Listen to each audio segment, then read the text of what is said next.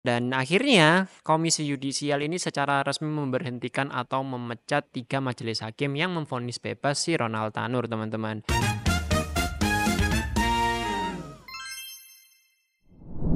Halo rakyat YouTube sekalian, selamat datang di channel DB News bersama aku, Faisal, dan hari ini kita akan ngomongin perkembangan dari 3 hakim yang memvonis bebas si Ronald Tanur, teman-teman. Tapi sebelum lebih lanjut ngomongin beritanya, teman-teman jangan lupa klik tombol like dan klik tombol subscribe agar teman-teman nggak ketinggalan informasi-informasi yang menarik, baik dari dunia lokal maupun dari dunia mancanegara. Jadi, langsung saja kita ke beritanya. Kalau teman-teman ngikutin kasus Ronald Tanur ya kan, Ronald Tanur ini kita tahu teman-teman dia itu habis menganiaya pasangannya, kemudian dia itu sempat dibawa ke ranah meja hijau, kemudian anehnya tiba-tiba hakimnya ini memvonis bebas si Ronald Tanur, teman-teman. Kalau mau tahu detailnya seperti apa, teman-teman jangan lupa cek video kita yang udah kami buat nih. Nah, di situ tuh lengkap tuh. Teman-teman tahu kenapa kok si hakim ini tiba-tiba memvonis bebas si Ronald Tanur, dan kemudian banyaklah pihak yang menduga adanya apa ya, kayak semacam kecurangan yang dilakukan oleh hakim dan juga kuasa hukumnya Ronald Tanur, teman-teman. Itu adalah dugaan ya. Dan kemudian berbagai pihak ini salah satunya nih tim kuasa hukum dari korban itu melayangkan gugatan ke KY, teman-teman. Jadi si 3 hakim ini akhirnya diperiksa oleh Komisi Yudisial, dan beberapa informasi mengenai 3 hakim ini perkembangannya sudah kami rangkum ke dalam video yang akan kita reaction bareng-bareng, teman-teman. Jadi langsung saja kita ke video yang pertama. Oke, ini dari CNN Indonesia, teman-teman. KY sebut ada temuan baru usai periksa 3 hakim Ronald Tanur. Oke. Nah, itu 3 hakim ya yang memvonis bebas majelis hakim, 3 majelis hakim, sorry. Surabaya, Jawa Timur pada Senin kemarin. Oke. Kabid Pengawasan Hakim dan Investigasi Komisi Yudisial Joko Sasmito menegaskan, ada temuan baru dari hasil pemeriksaan 3 hakim yang menyidangkan kasus penganiayaan dan pembunuhan Dini Jadi Sera Apriani. Komisi Yudisial menemukan adanya sebuah temuan, teman-teman. Tidak bisa dipublikasikan. Oke, sayangnya temuan tersebut bersifat rahasia. Komisi Yudisial. Hasil pleno akan diserahkan ke Mahkamah Agung guna rekomendasi sanksi yang dijatuhkan kepada 3 hakim tersebut. Oke. Rencananya rekomendasi dari Komisi Yudisial akan diserahkan akhir Agustus nanti. Akhir Agustus ya. Tentang temuan itu sifatnya tertutup, tidak bisa kita informasikan ke teman-teman. Artinya ya pasti ada lah tentang temuan itu, tetapi terus terang aja hasil ini tidak bisa kita informasikan ke teman-teman. Kenapa ya nggak bisa ya? Joko menambahkan sampai saat ini KY telah memeriksa 14 orang. Kenapa ya kamu bisa dipublikasikan ya? Mungkin kalau teman-teman tahu nih. Termasuk Ketua Pengadilan Negeri Surabaya.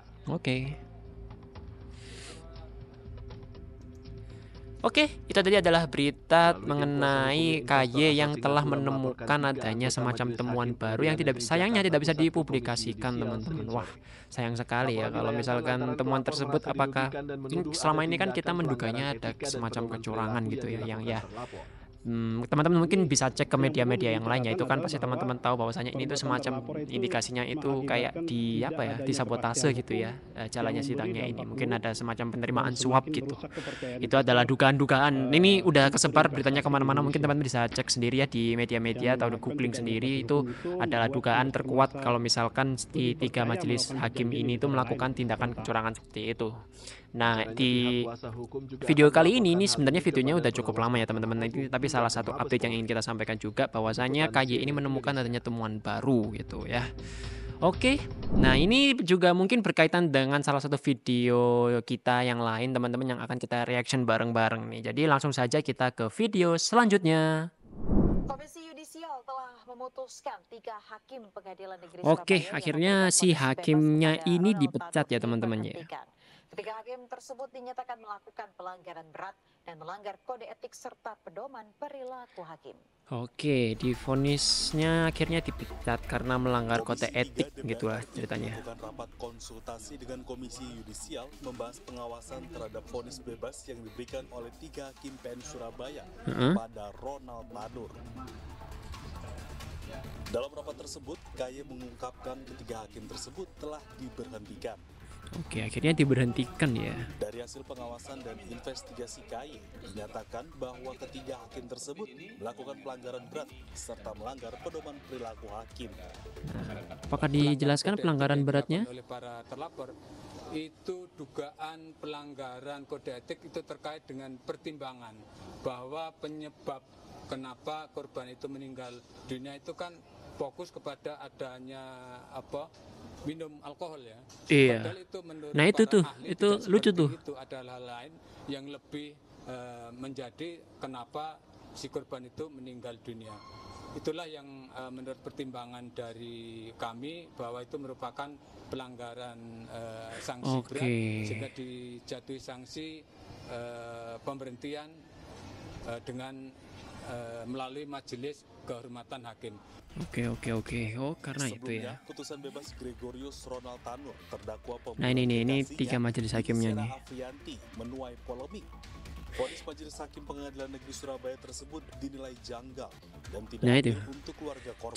Janggal. Hingga membuat Komisi Yudisial memeriksa ketiga hakim dalam perkara tersebut.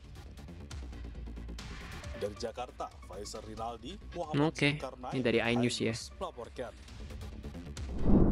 Oke, itu tadi adalah video kedua yang datangnya dari iNews teman-teman, dan akhirnya Komisi Yudisial ini secara resmi memberhentikan atau memecat 3 majelis hakim yang memvonis bebas si Ronald Tanur teman-teman. Dan disebutkan juga di video tadi bahwasanya 3 majelis hakim ini telah melakukan pelanggaran berat teman-teman dan juga melanggar kode etik gitu ya. Dan di video tadi juga dijelaskan bahwasanya pelanggaran beratnya ini karena hakim ini semacam apa ya, kalau yang aku tangkap ya, ini mungkin aku bisa salah juga teman-teman, mari kita berpendapat bareng-bareng ya. Nah ini yang aku tangkap ya, jadi si majelis hakim, si Komisi Yudisial ini menjatuhi pelanggaran berat kepada si Komisi Yudisial akibat semacam majelis hakimnya ini kurang ini ya, mungkin kurang bisa menentukan hasil keputusan teman-teman. Kan kita tahu bahwasanya menurut 3 majelis hakim ini bahwasanya korban dari si Ronald Tanur aka si pasangannya itu ya, itu kan dianggap meninggal karena mengkonsumsi alkohol teman-teman. Padahal kan kalau menurut hasil visum itu ada beberapa, sederhananya ya kalau aku nggak salah nangkep ya teman-teman. Mungkin sekali lagi teman-teman bisa ngasih pendapat teman-teman ya kalau misalkan aku salah, correct me if I'm wrong gitu ya.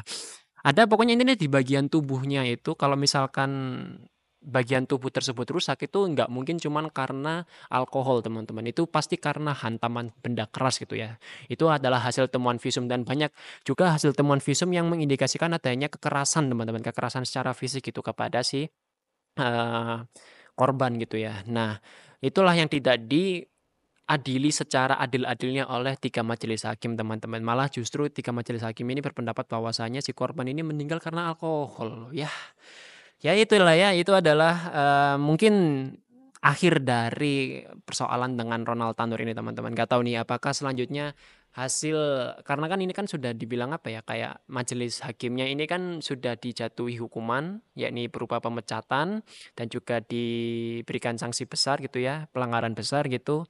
Apakah ini juga akan mempengaruhi dari keputusan Ronald Tanur yang divonis bebas teman-teman? Ini mungkin bagi teman-teman yang kuliah hukum nih ya, yang tahu tentang hukum nih, apakah si Ronald Tanur ini meskipun sekarang ia ceritanya sudah divonis bebas, apakah dia masih bisa dipenjarakan lagi teman-teman? Nah teman-teman mungkin bisa tulis di kolom komentar ya. Mari kita dengar pendapat teman-teman yang ada di ranah hukum ini ya. Aku juga pengen tahu sih kenapa, apakah bisa ya si Ronald Tanur ini dipenjarakan lagi gitu ya. Nah itu saja informasi yang bisa kami sampaikan untuk video kali ini. Teman-teman jangan lupa klik tombol like dan klik tombol subscribe agar teman-teman gak ketinggalan informasi-informasi yang menarik baik dari dunia lokal maupun dari dunia mancanegara. Dan jangan lupa juga follow akun sosial media kami di DB Media News, ada di Instagram dan juga di TikTok. Apabila Faisal mengucapkan salah kata, kami mohon maaf. Faisal pamit undur diri. Sampai jumpa.